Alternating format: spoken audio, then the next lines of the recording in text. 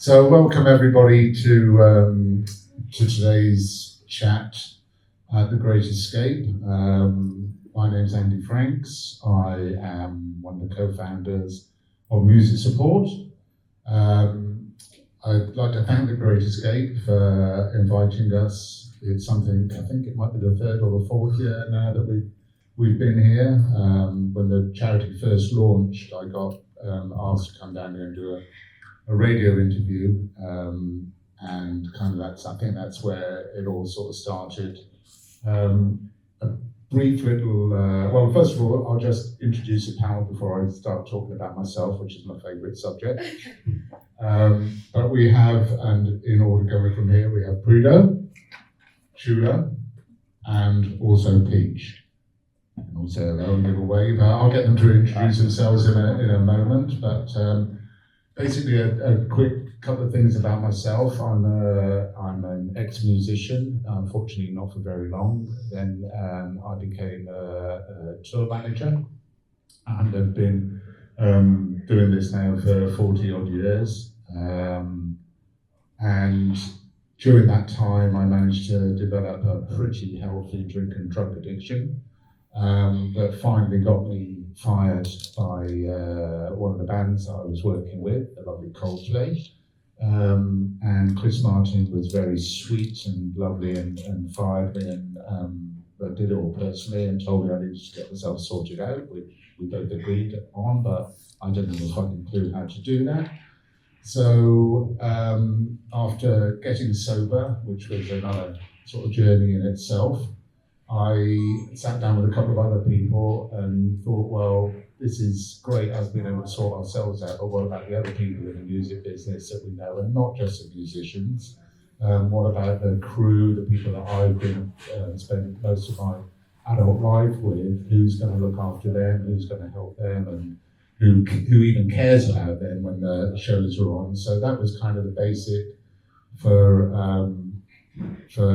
music support. And in fact, Matt Thomas, who was here yesterday, who did a fantastic chair as well, he worked for a record label, and I was very surprised because I thought obviously in sort of rock and roll side of things, there were lots of sort of drink and drugs on the live side, but the record company, they all seemed to be really together. When he told me that they were all off their face most of the time, you know, and far more problems and more fun than us. I was a bit sort of shocked, but anyway, we realised that this drink and drugs, mental health and everything like that is such a sort of big part of our business, but there seems to be nobody really sort of dealing with it and looking after the well-being of musicians and everybody else. So Music Support was formed.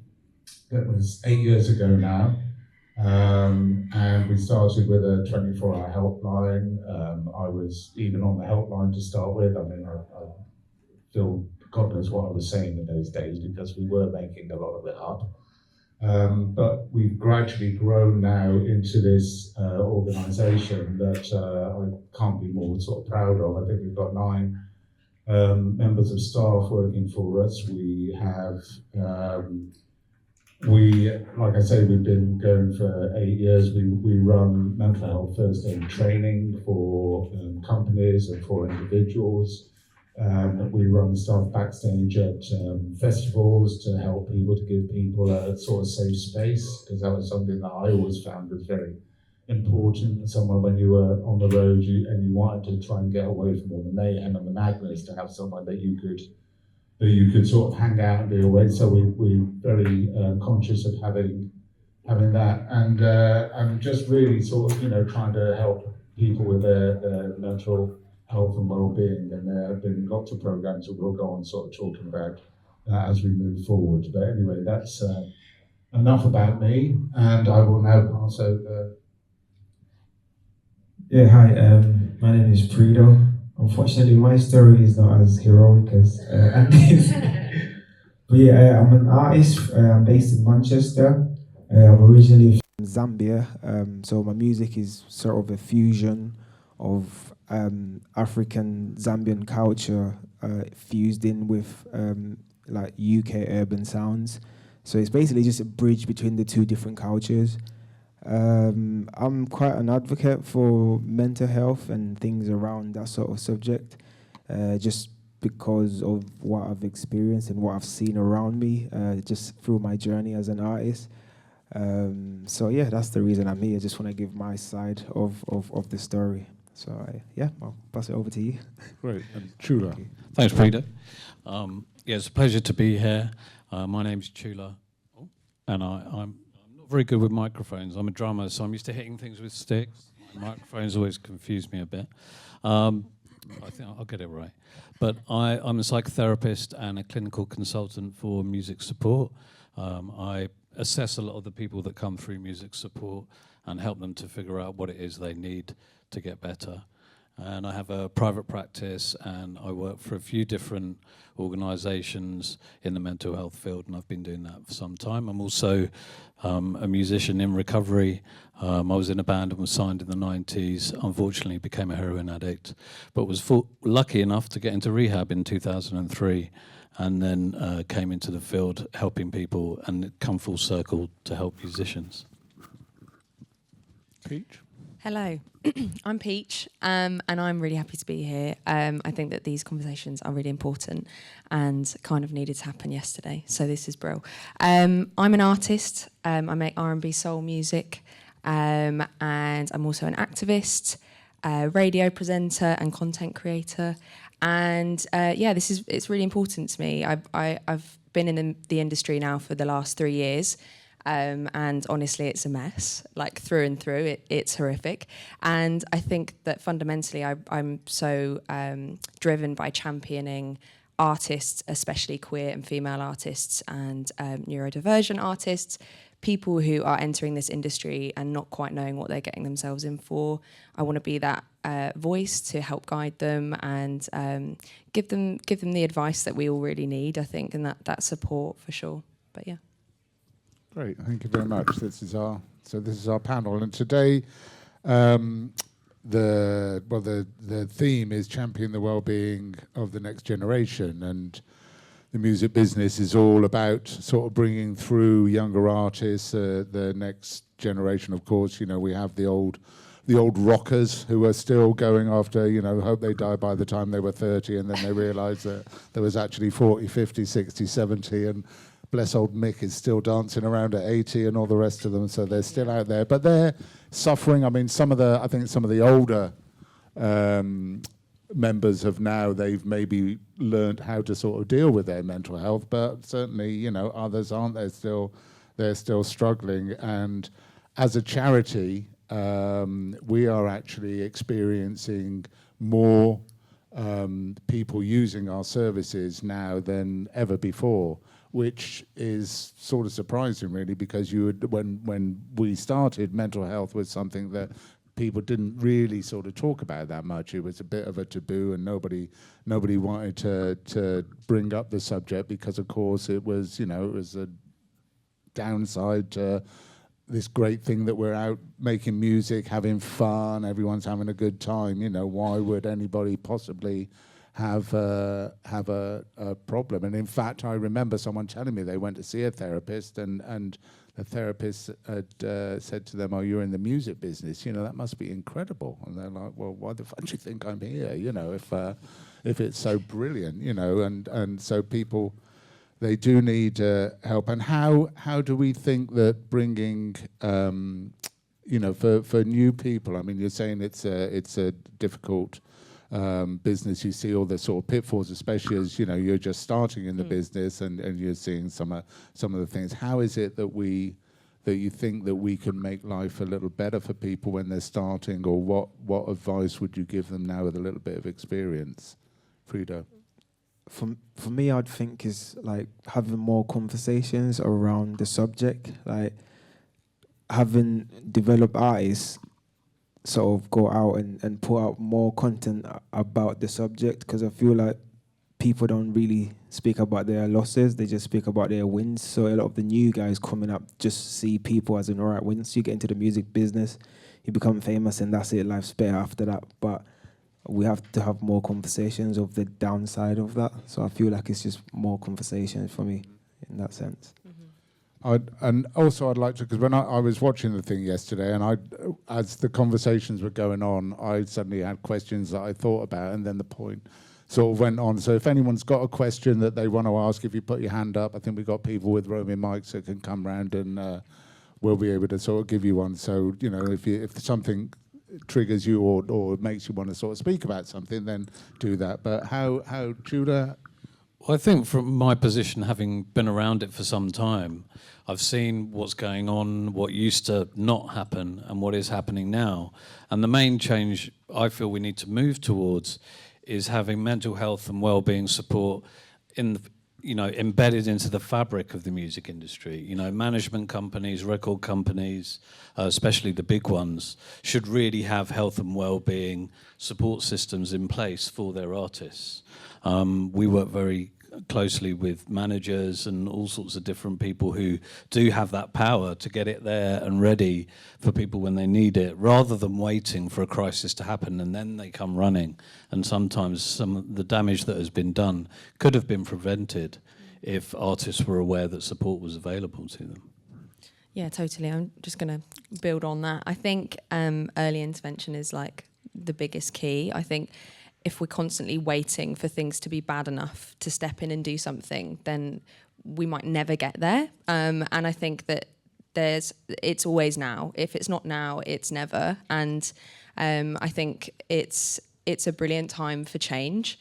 And I think especially for, like I said, young artists that are coming into the industry, but not just artists as well, you know, everybody within the sector, we just need to look out for each other. And I think that we're not doing that well enough. I think the environment is really toxic, honestly. And I think, we just need to be having conversations, being open with each other. I think there's a whole new movement right now where people are actually craving authenticity. They're craving people being real and being messily themselves, unapologetically. And I think that in itself, I think will push this forward. Just making sure that we're educating each other, not putting each other down. I mean, the first thing as well is you have to look at today's political climate. Like, it's quite obvious why so many people are struggling with their mental health, especially in an industry that isn't valued. The creative arts and culture, none of it is taken seriously. It's not funded. People aren't protected. People aren't supported. So I think everything that you guys are doing, it is brilliant. Really is. Yeah, it was very interesting when the pandemic hit. I mean, it seems like such a long time ago now, even talking about the pandemic. It was like something that happened to your parents rather than to you. But I remember having talk after talk. Well, of course, it was all Zoom, wasn't it? But everybody talking about when we get back, it's going to be really important that we make sure that people's well-being and their mental health is looked after, and that, you know, the agents and the managers, that they have to make tours sort of work in a way that people are going to get days off and they're all going to get plenty of rest, and blah, blah, blah, blah, blah, and on about all this wonderful sort of thing. And of course, the pandemic then finishes and nobody's worked for a long time. Everybody's out there working. I mean, I was bumping into people that have never been so busy in their life because people were desperate for jobs. They were taking any kind of work. No one was getting any rest. And so all those 2 years of conversations about how we're going to sort of look after ourselves went out the window, you know. So it's very hard, and you know, music being one of those things that people, you know, it's about sort of being different. It's about fighting against organizations. It's about fighting against making change, making whatever. But how do you, like a parent, you know, trying to sort of educate or tell people, well, look, you need to look after yourself. How do you really make people, how do you get that across to people in such a way that it's going to sort of sink in, you know, because all they're trying to do really is rebel against it. Mm-hmm. I think we should empower people to make their own decisions as well. I think, like, one of the things for me is I've noticed that a lot of networking events, take this weekend for example, it is drinking based, and that's actually really difficult if you're somebody who doesn't want to partake in that kind of thing, or doesn't necessarily want to be around that kind of culture. And it's quite overwhelming because you can feel really alienated, and I know that's one of the things that we kind of want to touch on, but it can feel really lonely, and I think we just need to create more safe spaces, really honestly, and just make sure that we're catering to everybody's needs, and create this welcoming, wholesome environment that the music industry could and should be. Something that I work with a lot is people's fear of losing their creativity if they were to get sober, or that's kind an of interesting being one. the two things being really linked, like taking loads of drugs or getting wasted, as something that's part and parcel of being a musician or being in the industry. And actually, as we've seen from many people who find recovery, they sometimes go on to do their best work. And it's not boring. In fact, you can have more of a boring life when you're stuck in a pattern of addiction. So it's addressing all of those myths, I guess, and all the sort of stereotypes that are out there that people just get caught into, which simply aren't true. Well, yeah, I think it is a great fear that when you've had a prop or a support like that's how I've worked with artists that have gone on stage for 30 years off their face, because that's the only way that they can, because they are actually very nervous people, they're terrified, it's their way of putting a sort of cloak over themselves to get out of it and to go out in front of a crowd, and then once you in that stage, you're so terrified of stopping it, or think, like you say, if you were to go out sober, that I wouldn't know how to sing. But then when they sober up, they're like, fuck me, this is actually better, Wish I'd have done this earlier. Yeah, we've sent people to rehab through music support and then got them into a program of 12-step recovery, and they go into meetings and everything's great, and then they're like, oh, I've got to go out on tour now. How am I going to do this? How am I going to continue staying sober? And then when you say to them, well, actually, there's meetings everywhere, and there'll be people in your entourage who are in recovery already, and you can go to meetings together, they're like, really? They just don't know. There's so much secrecy, I think, shrouding recovery. And we there is something about anonymity, but I think those of us who are willing need to expose that, healing and recovery is out there.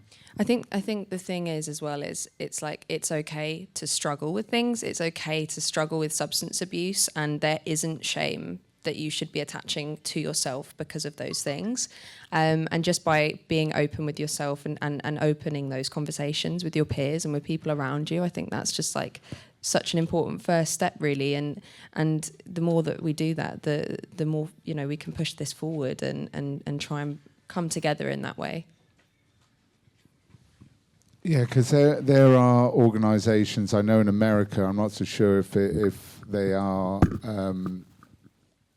over in the UK and in Europe as much, but there are like roadie groups and stuff that you can get in touch with, and they will bring a meeting to your gig, and they will sort of bring stuff to you. And I think that it's all about education. It's all about letting people know what's available, and this is the whole point of music support, that we are the ones that are filtering that stuff out for people and sort of trying to find it and trying to help people out so that when they come and ask for it, that we can point them in the right direction. But again, you've got to recognize that you need the help, and also put up your hand to say that you need the help, and that can be as big a step as anything else, because especially if you've got the fear and you don't know how to do it, and the addiction, of course, has taken over, and the mental health is also sort of affecting your ability to go that step and Yeah, I think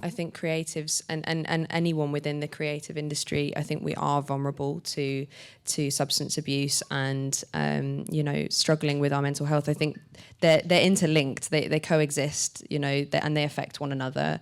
I think you're not a happy person if you're having to try and numb yourself with something, and I think that we kind of need to look at the bigger picture here and just work out where we can implement change and how we can do that. on every level, like you said, embedding it in the fabric of what we stand for as an industry and the behaviours that we tolerate and you know, the kind of things that we want to support. Yeah, for me, I think as well, what helps is obviously the entertainment industry is made up of so many different communities, and a lot of people can take advice better from people that they think represent them rather than, you know, like a generalization of like, there's a pathway to getting help through this way. They might want to do it, but just because they don't see themselves in that community, they might be a bit hesitant to try and, you know, follow through and just ask for help. So I feel like one of the things should be finding sort of key people or representatives for these different communities that we could use to sort of help bring people from different aspects to find their way through, to get help. So I feel like that is quite important. Definitely, there needs to be connection with those more closed-off communities.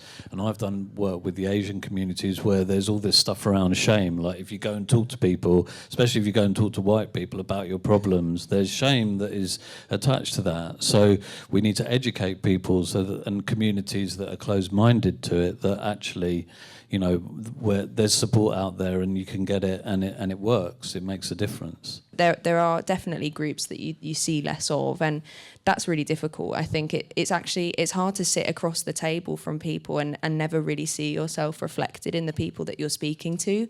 And I think that if we start to tackle that from top down and also bottom up, do you know what I mean? It's like we just got to tackle it from all angles, really. We need to get people who are part of those groups to be on those platforms and to have a say and, you know, share their perspective and to really listen to each other as well.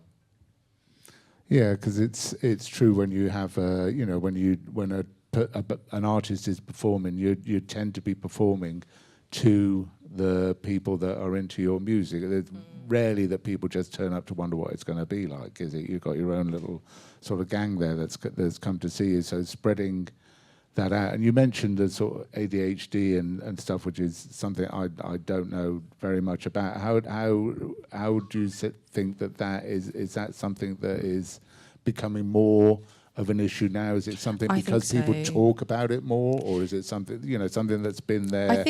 I think there's generally much more awareness now. I think that's the difference, and I think that's the same with people being queer. I think that there's just so much more of an online community, and we can educate each other and share our support and really feel like we're not alone. And I think that encourages people to you know, explore those things about themselves. And for me, I only got diagnosed with ADHD last summer, but it is something, looking back, I have struggled with so badly through my whole life, and it's really, really affected my mental health as well. You know, days where my brain feels super, super clouded, and I really feel dissociative, and I can't get my words out, and it's very frustrating, and it's also, it manifests in sort of things like body dysmorphia, and that's really hard when you're an artist and you've got to stand on stage and, you know, represent yourself and be a human in a body. That's tough sometimes.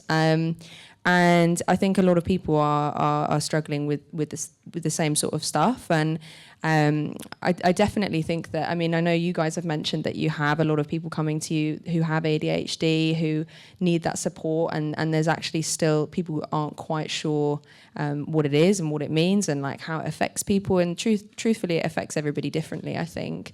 But yeah, again, you only have to really look at our environment and the fact that we're constantly on this endless doom scroll, taking in so much information on a daily basis, and of course it's going to affect people and affect people's ability to concentrate and be present and you know, really tap into themselves. And I think more conversations around that kind of thing is also really important. So. And do you think as well that it's the same, I mean, you know, for me, I didn't, you know, finding out that I was an alcoholic, you know, even though obviously I knew how much I drank most of the time, but it's the acceptance of something and the realization that something, and for you to finally sort of put your hand up, and at whatever point that is, whether it's because you've got help or because you suddenly, you know, the lights come on and you've realised that there is an issue or there is something that Yeah. that's here that's a problem. I think for me, with my diagnosis and stuff, I think I actually went the opposite way. I think I was putting shame on myself before I was diagnosed. Like, oh, I'm so lazy. Why can't I finish this bit of work for uni? Or, you know, why am I feeling like this? There's something wrong with me. And actually, there was never anything wrong with me. It's quite a simple explanation, and it's the same with substance abuse. I think, you know, it's all very normal. Like, and it's something that we struggle with universally. All of us have our own individual things that we have to face in the mirror every day. And I think, you know, love yourself, you know, fundamentally it's okay, and you can make steps to change, because we're here once and you deserve to be happy and you deserve to have a nice life and look after yourself and the people around you. It's that, I think it's that finding and that realization and working out when it's like that, take a breath and like, okay, there is something that needs to be dealt with, and now I can move forward, and how do I... Oh my God, yeah. And having that diagnosis for me was literally life-changing. For the past year, I've been loving life, honestly, because I'm like, actually, yeah, you know, I've got that validation there that I needed, that I struggle with something, and that so many other people struggle with it as well, and that for me has been totally transformational. And it's the same with anybody that's struggling with any kind of mental health issue or substance issue. It totally is. Community is the fix. Community. Well, I remember when I went to rehab, and they were screening everyone for dyslexia and dyspraxia, and I was a bit like, oh, that's why are you doing that? Why does everybody have to have this test? I can tell you that I'm fortunate enough not to suffer with anything like that, and anything with the neurodiverse sort of comes under that banner. And they said, well, it's a massive problem in the addict community. Like, people who are undiagnosed with certain issues have been self-medicating themselves for years, or they perhaps were stigmatized at school or excluded. So it's something that, you know, we get a lot of people through with addiction issues, and then once you start to dig beneath the surface and sort of do the assessment, there's loads of other stuff that gets uncovered. And all this time they're thinking, well, I'm just drinking too much and I'm weak and I need to stop, or whatever it is that's the issue. But actually it's multi-layered. And you have to take a sort of very holistic approach in terms of treatment. There's lots of different platforms and different modalities that can be used to support someone into better health. Yeah. And how do we get that sort of, you know, how do we get the people to come and see you? How do we get the managers? How do we get the record companies to buy into this totally? I know someone was talking yesterday about a record contract where there was a certain amount of money that had to be used by the artists for mental well-being, you know, which is a amazing thing to sort of put in. That's a brilliant idea. Because it's, you know, in a way it's, of course, the record companies, you know, they never like to give anything away. So they are, you know, we'll give you this money and we'll give you this sort of career to get going. But it's incumbent on you to sort of look after your mental health as well and sort of be part of it. And as that, we'll give you some money towards that, you know, and that's another sort of step up, really, because as I said at the beginning, you know, the artists are, in a way, they kind of get looked after, but all the other people in the business don't get looked after, and that's why we've, you know, with our mental health first aid training that we're offering music support. At one point, it used to be something that you had to pay for the course. Now we're very fortunate that we have a bursary that allowed musicians to be able to access that for free. But now that's been sort of put out there to the community so that people are, you know, that from labels and different parts of the business can also access that and get sort of free help, because we've been very generously sort of been given. There's lots of under-supported groups within the music industry. I didn't really realise how, because I come from a background of being a musician and doing that thing of, you know, writing an album, recording an album, putting it out, and then touring, and then having a bit of a rest, and then repeating it all. And what I've seen is, from working with people on tour, you know, on the touring side, the crew side, is that they just go from one tour to the other, to the other, to the other, and they have 2 weeks off a year, and they're just totally exhausted. And I remember working with one person who said, yeah, we're all on speed. We're literally doing speed to keep going and to do the load-ins and the load-outs and get everything done on time. And they're piggybacking tours and all that kind of stuff. And managers as well. I think managers are very under-supported. They can become surrogate parents looking after all these artists who have got their own issues, who are coming to them with problems. And it's kind of like, well, who's taking care of the carers?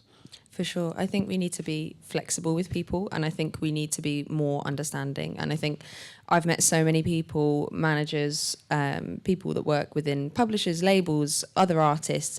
Everybody is burnt out, everybody is knackered, and everybody is skint. There's no money, and like it's such an important thing I want to mention is like every artist that I know who is yet to sign a record deal or whatever, even if they have actually, are working 9 to 5s and also trying to sustain a full-time career to do what they want to do. And I can't fathom why that's the case, and I'm not sure how we tackle that one, honestly, but it needs to start somewhere, because we need to start valuing the creative industries and the people that work within them as well, you know, and look after them. And, you know, if somebody's feeling burnt out, we need to have measures in place to be like, okay, cool, this is the protocol now, and this is how we can implement help for this person. And like you guys do, you know, case dependent sort of stuff. I think that's really cool, because everybody's different and everybody experiences things in a different way. I think for me as well, just adding on to what you're saying, I think the thing that's missing is information. I feel like people don't have, it's like, for example, like I only knew about mental health, I would say 5 years ago. Before that, I just thought people were just maybe difficult. They just wanted to be, do you know what I'm saying? Like, but after being educated, after seeing certain cases like of close friends going through stuff, it's made me realize that, okay, there's something that's happening. If you maybe read more about it, you will get to understand it. I feel like a lot of people don't have that yet. So I feel like the key is, how do we get that information to the masses? And I feel like the best way to do that is figuring out of having people at every event, every major event that's happening. Let's have like a mental health or like a music support corner, where slowly but surely in the next 5 years, if we sort of hit every venue, every event with a mental health music support sort of corner, people will have that information, and over time they will be more comfortable to come forward and, you know, speak about their personal issues or whatever they're going through. So I feel like it's just more information getting to the people. That's what the issue is. Yeah, no, that's very true, and I think it was something that I wanted to do a long time ago, at some of the major venues, because you have like a St. John's ambulance person, or you have a first aid. Every venue has to have a first aid person there in case there's something happening, but no tours or nothing has a mental first aid person. I mean, now we're doing the training, and there are people on tours that are there, and now the sort of, certainly the larger tours and you know, some of the smaller ones, they know that there is a person out there who's been through the training and looks after them, and that sort of leads us into the thing that we have also started at Music Support, a service now that looks after the friends and family. And we've got our lovely Owen over here who runs that side of it and does an amazing job. But and maybe he'll even say something a bit in a little bit. But it's when you're trying to fix one aspect of it, and you've maybe got a musician that has put their hand up and then asked for help, and they've seen Chula and they've managed to get a bit more of an understanding of what's going on and everything. Okay, you know, now I understand where it's going. I know I need to know what I need to do. They go back to their family environment, or back into their band, or back into, you know, with their friends, and their friends are still getting off their heads all the time, and they've still got all the problems, or there's still all the arguments, and they're in no better place themselves. Maybe they've got a bit more of an understanding, but it's sort of tackling that and tackling that side of it. So the friends and family side now is as important as it is, you know, because with all those things, you have to deal with all those aspects to be able to get the end result. Yeah, and it's not just the family. It's, you know, a band can be a family, or the crew, or the entourage that somebody has around them on a regular basis can behave like a family and pick up the family of origin traits that get acted out between people that can lead to issues and difficulties that can then lead to addiction. Well, they say that you become most like the 5 people that you surround yourself with, don't they? Yeah, I've heard that. So if you're surrounding yourself with other people that are also struggling and not you know, getting help and not looking after themselves, that's tough. It's really tough. And it is, you know, I mean, that's one of the great things about being on tour, that you do have that family thing, you know, you do. I mean, I know I've had traumatic experiences throughout my life, and having the family of the tour around, you know, sometimes I've been in groups of 100, 150 people, you know, so it's been large tours, but to have those people around, and I feel much more comfortable in that environment than I do with my own, you know. I mean, I can't stand my brother, but you know, most of my friends that I've been on the road with and stuff, you know, they to me are my family. They're the ones that I want to spend time with, because that's my understanding. We've all got a shared belief and a shared sort of, you know, we're going for the same thing. But as you say, with people within a band, you've got all that sort of mixture of personality and whatever, and if you haven't dealt with that side of it, then it's just going to keep coming back to affect you, isn't it? Yeah, we need to be working with everybody and giving each person individually the support that they need. Because if you take one person out and sort of support them to get well, then you put them back into a sick system. The chances of them getting the rest of the system better is very unlikely, but the chances of that system making them sick again is huge.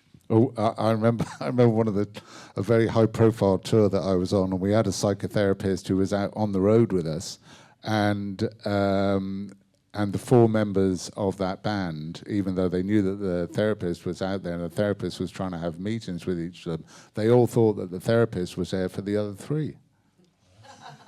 That's interesting, isn't it? So it was very. And in fact, in the end, the therapist quit. So that shows you how bad things were for. But the band is still going, ironically.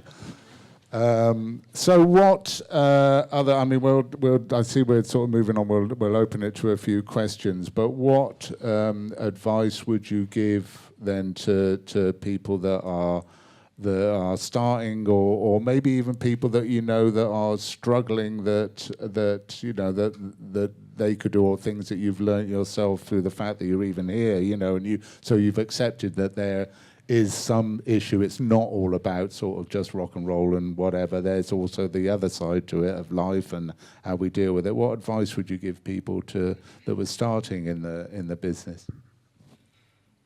I'm still thinking, but I feel like for me, as if you're like an upcoming artist and you start feeling sort of down or depressed or things in that manner, I would say the first step would be to maybe take a step off social media. I feel like social media sometimes is such a big, you know, like influence to get you feeling even worse than what you were feeling when you started. I feel like taking a break from that and can sort of help. Yeah. Definitely. I would say to people coming into the industry that it is really hard, and you're going to have to be resilient, but know that there are people that are really actively trying to change that for you, and that fundamentally, you know, you absolutely have the power to say no to things that you don't want to do, and you don't need to feel like you have to do things that make you uncomfortable or don't really align with you for the sake of being in the industry and networking and making a good impression. Be yourself, and that it's also okay to struggle with things, and I think it's actually cool if you do and you talk about it, because people really want to see that and see that reflected, and yeah, just keep going, be yourself. I would say it's about asking for help, but also recognising when people are struggling. I remember when I was, you know, in the depths of heroin addiction, recording an album in a really amazing studio and clearly falling to pieces, and nobody said anything. Nobody even said, you know, how are you? you know, or what's going on for you. And you said you were going out for Kentucky Fried Chicken, and you came back 5 hours later on record company time because I was out scoring, you know, and people just sort of turn a blind eye to things, and that could be really dangerous. So it's like, if you see something in somebody, ask them how they are, you know, inquire. And if you're struggling, don't struggle in silence, you know, say to somebody, you know, this is really hard and I just need to talk. And from there, things can follow. Yeah, I think that thing of, you know, I mean, that's the tagline for music support is you're not alone, you know, and it was a very important thing for me to find that out, that when I was struggling, that, you know, that you do feel very alone. You feel that, you know, all these issues are affecting you and you only, but that, you know, once you put your hand up and once you get that help and you realize that there is actually a support network out there, and, you know, at music, we're not here to judge people about, you know, if you've taken drugs, you've done crazy stuff or whatever, that's what you've done, you know. We've all been guilty of some very strange things in our lives, you know, but it's all about how we're dealing, you know, there's a problem and people are asking for help, and that's why we're here, and signposting people and pointing them in the right direction. And maybe, you know, the first thing doesn't work, and so then you try something else, or you speak to a different, you know, not all therapists are going to be able to fix you straight away, you know. Maybe you've got to speak to 1 or 2 or 3 or 4 and find the person that's right for you, you know, and finding different there's not one fix straight away, you know, but so finding different things, accessing, finding out more information, you know, calling our helpline. We're more than happy to help people. But we're sort of getting, sorry, did you have something to say? I was just going to add on to what you were saying. I feel like most upcoming artists normally wait till they're in like a mess to try and find help. So I feel like try and put a plan in place when you're at your best, like have things in line, like, okay, if I was to ever feel like this, at least I know these type of people can help. In that sense, I feel like don't wait till you feeling at your lowest to try and find, because then I think it's even harder in that bit. A very good point, because people, you know, people always access, you know, they come and see a therapist when things are terrible, you know, but if you go when things are good, then you can actually talk about it from a better sort of frame of mind, really, than you are. And it's a great point, you know, to try and put that in place, you know, find out about these things so that when they come down the line, you've got a bit more sort of in your arsenal to be able to deal with it. For sure. And I think for me personally, like, I have a little bit of like an action plan if I'm starting to spiral a little bit. And I think that's something I'd really encourage people to kind of do in the same kind of breath. Like, you know, you know yourself better than anybody, and you are totally allowed to look after yourself. Like, it's really cool. Self-care is really cool. And if you need to take some time, or you need to communicate something to the people around you, if you're struggling, then that's absolutely what you should do, and there should be no shame attached to that. Look at us talking like we know the answers to everything up here, and not taking any questions from our lovely audience that I'm sure know more than us. So has anyone got anything they'd like to ask our esteemed panel? Owen. So you have talked quite a bit about representation and the importance of representation. I'd love to hear your point of view on, Pete, you've talked about neurodiversity and queer, and PRIDO, it'd be interesting to hear your perspective as a man as well, and what advice you would give to your communities. Do you want me to? I have been pretty baffled, because coming into the industry, I think it's actually still very male dominated, and that's been kind of a weird realization for me. And you know, I've gone into offices that are completely full of women and female teams, and I'm like, oh my god, amazing, but there's still 4 white straight cis men sat at the top of the food chain. So it's kind of like, are we being progressive here, or are we just doing the same thing?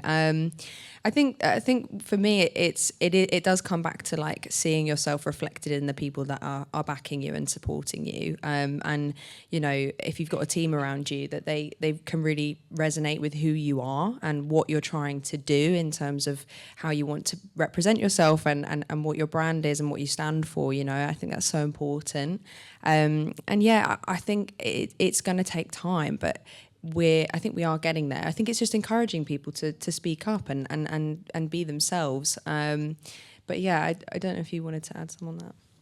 Yeah, just from your perspective of how I see things as a male in the industry, I feel like on a personal level, obviously I'm African, and obviously the African tradition, obviously different countries, but the general sort of population when it comes to males, it's more of like you have to be a warrior, you have to be like no emotion, no, you have to just get through it. I feel like that's the general sort of way of thought around the males. So for me, I've sort of figured out like times are slowly changing, and we have to try and take time to understand that things are changing. Obviously, we don't have to change our cultures, but we have to figure out what things are relevant now and what things are not, and try and figure out what's actually best for the present time. So my advice to people that are sort of coming up as males, I feel like as a male, obviously, we're told not to speak out, like, don't be a man, be strong, you're meant to be like that. But I feel like we need to sort of have a look into that whole sort of process of like, okay, back in the day, fair enough, it worked, but in this current state of mind, things are completely different. We have to look at things from a different perspective and seek help, because I feel like just being a man, it doesn't work. Like, there's more that's happening than just being a man, so we need to try and figure out ways to just get away from being shy about speaking. I feel like that's the thing, because you're looked upon as if you're not strong if you're out there airing how you're feeling. So I feel like my advice would be just like, forget the old ways of like, you're a guy, be strong. Nah, just say how you feel, it might help you. I think there's strength in vulnerability, and I think that is powerful in itself, being able to be like, actually I matter, and the thing that I'm going through right now is important, and I deserve to talk about it. Yeah, I think that's very true, that we all have our own little cliques and clans that we've kind of been brought up within, but that sort of understanding that actually holding your hands up and asking for help and being vulnerable is as powerful as being aggressive, or being, like you know everything, or being in charge or whatever. The vulnerability has its own power about it. Yeah. I think we're really far behind in the UK, unfortunately. If you go, for example, with therapy, if you go to the US, everybody's got a therapist, and they just, everyone's open about it, and it's almost a badge of honour. Whereas in the UK, people think, oh, you only go to therapy if you're crazy, or you're, at the bottom having a breakdown, and it's seen as weak to go and ask for help. And I think we need to change that, because it's to me, therapy is like an emotional gym. You wouldn't, like, if you're going to the gym on a regular basis, you wouldn't just suddenly stop once you reach a certain point. You use it to maintain your physical health. And in the same way, I believe, and obviously I would say this, but I believe that you can use therapy and mental health support to, as an emotional gym. Oh my God, therapy has changed my life. Like, it really has. But in saying that, it's also really, like, it's expensive, and a lot of people can't afford it. And I meet so many people, and I'm like, babes, go to therapy, it will change your life. And then they're like, yeah, but it's 70 quid an hour, and who has that kind of money nowadays? So we really need to have a think about how we can kind of, make this accessible to everybody, and really cater for everybody, and where everybody is at with their budget and their time and everything. Yeah, no, it's definitely, I mean, one-on-one can be a very expensive way of dealing with things, but, fortunately we've been able to sort of help people through the charity, and there are other ways there are people that will help and can help you. But there are also, meetings. Group therapy is something that is a very transformative thing as well. And I remember meeting someone in the street, and they said, "Where are you off to?" I said, "I'm off to an AA meeting," and they're like, "Oh, yeah, sorry, I heard about that." And I went, "What are you talking about?" They said, "Well, it's a bit sad, isn't it?" And I went, "No, I'm going to go and cheer myself up." And they're like, "What are you talking about?" And I said, "No, I'm going there to have a laugh, because the stories that you hear, there's a lot of pain and a lot of sort of terribleness in that room, but there's also so much love and so much fun and so much honesty, that you can come out of there as if you've been in a gym. You've worked yourself out, because there are people there that are also, everybody talks about things in an honest way, and they're there to help, and you share, and you realize that you're not alone. You're not the only person that's going through this. There are other people that have had exactly, someone will say something, you think, I've had exactly the same thing happen to me, you know, so it's a great thing to share. Sorry, yes. And it's free. And it's free. I like what you said about acting like mental health is like going to the gym. Simon Sinek says that he likes to think of it as mental fitness, not mental health, so that you're constantly working on that. My question is actually to the point you actually just made about going to group comparably to individual. With the younger generation now having a hard time communication online, communication in person, you're seeing a big back and forth over and over, and everyone's having more of an individual experience in what they're going through. Do we feel like the support needs to shift that way to cater more to the individual and less about the masses? And how could we go about that for the next generation of people who are already having a tough time communicating in person because of what technology is doing at the moment? Well, I think my very quick answer to that question would be that when you're in group therapy with a lot of other people, it's a fantastic way of hearing other people. You know, it might be 2 people in the room, there might be 100 people in the room, and you can hear a story that will have a real sort of resonance with you. When you're doing one-on-one thing, you're working specifically on yourself, so it's a very much more sort of intense situation, whether it's been funded or whatever. You know, group is a great way of maybe sort of entering the foothills of recovery, really, where you can start to sort of find stuff about other people. But to really get to the bottom of it, you know, then you do need to have something more intense. Well, the irony of the digital field is that everybody's looking for connection, but they're becoming more and more disconnected. And actually, I'm pretty old school when it comes to this. I think we need to get people in the room. Like, we need to be sat in front of somebody, really connecting, looking someone in the eyes. When we went into lockdown, a lot of my caseload, well, all of my caseload went online. And I thought, okay, well, this is fine. I work with touring musicians online all the time, you know, it's fine. And I saw all my clients online. And then when we came back from the lockdown and I started working with people in the room again from being online, I realized online you don't get eye contact. You're looking at the screen, you're not looking at the camera. So you don't have that vulnerability and that true sort of spiritual or emotional connection.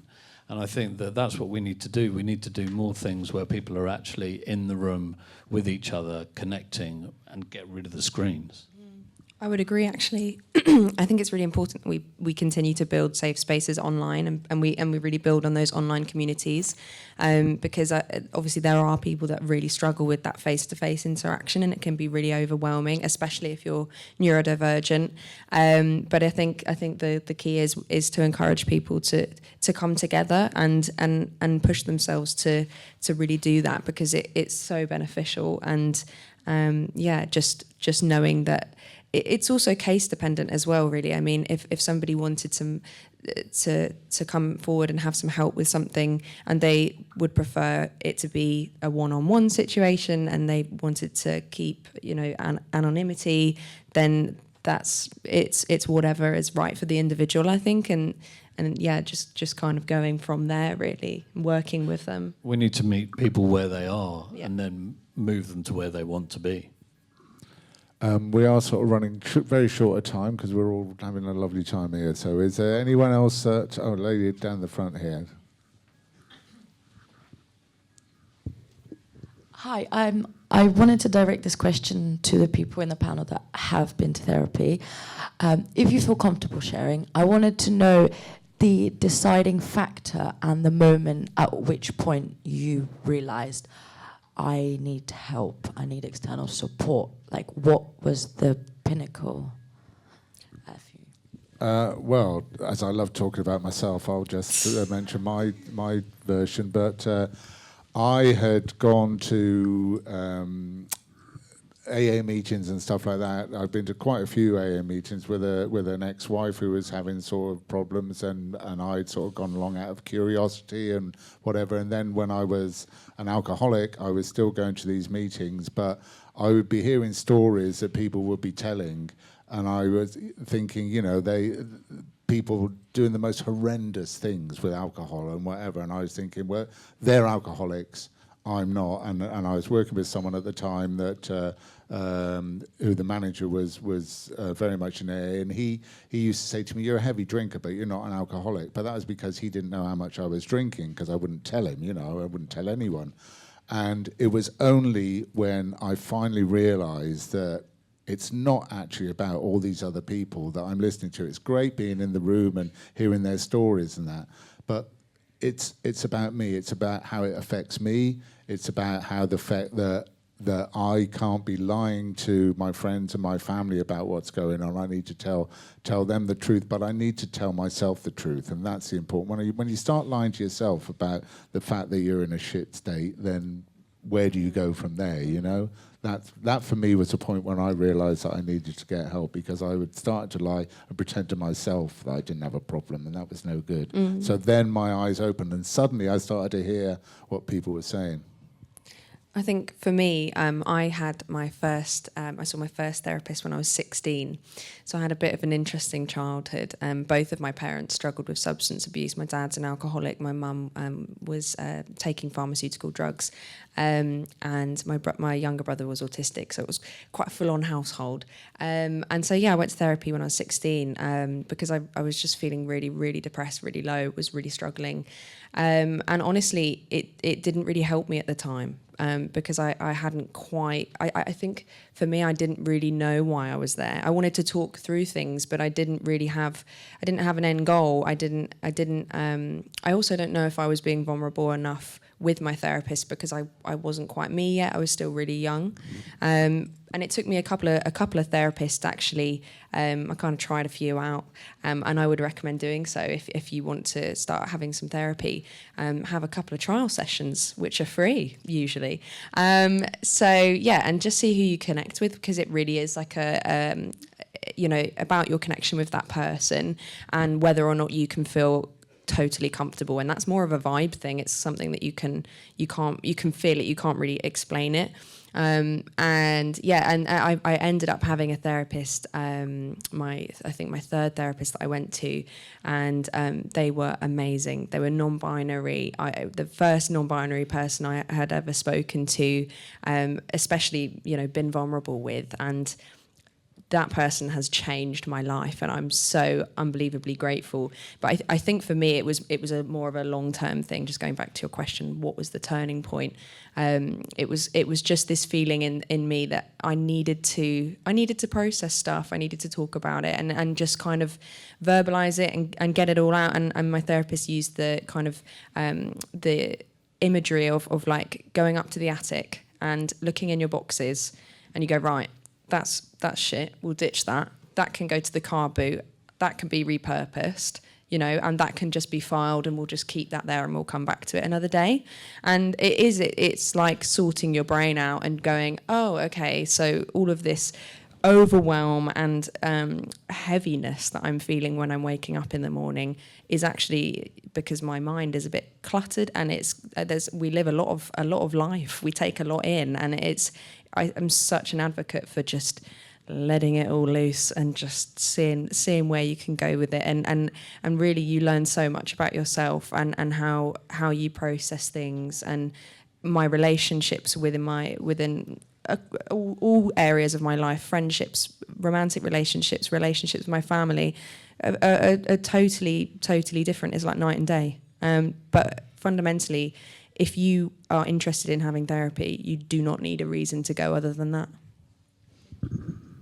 Yeah, not to contradict your question, but I would say if you're thinking about it, then go. Don't wait until you're sure that you need it. If it's there in your mind, then step into it and see what happens. I went for a year and I'm considering going back. You should. Maybe try someone else. See if you can. Oh, I love my therapist. She's amazing. I just had a gap just to process the things we've discussed.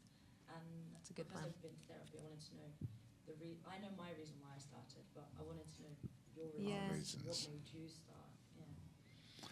Well, I'm afraid we've come to an end, haven't we, here? So I'd just like to say thank you all for coming to listen to our musings. And I'd like to thank PRIDO and Chula and Peach as well for coming to join us, and to The Great Escape for having us as well. Very kind. Thank you. Thank you. Stay safe. Thank you.